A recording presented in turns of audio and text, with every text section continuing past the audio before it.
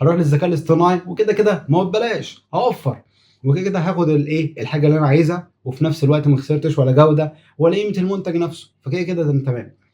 فالذكاء الاصطناعي بدأ يدخل في سكة شمال فينا شوية، عايز يدخل في ناحية إن إحنا يعني بدل ما تاخد بشري ويقرفك ويتكلم معاك في فلوس وقصة، لأ أنت مجرد تعالَ ادّيني الscript اللي أنت عايز نشتغل عليه، سواء بقى في برنامج أو في web site أو في فيديو أو في صورة أو في أي حاجة أنت عايزها وأنا هاعملها لك، وكمان في وقت قليل ووقت قياسي، يعني ولا عطلة ولا هتنتظر كتير وببلاش وكل دوّة وأنت قاعد في مكانك، ولا بقى تعمل meeting zoom بقى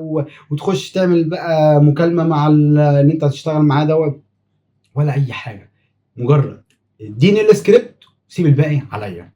فبدأ يدخل في سكة شمال كده مع البشر زي ما يكون كده داخل راس براس، أنا جاي أتحداكم، بس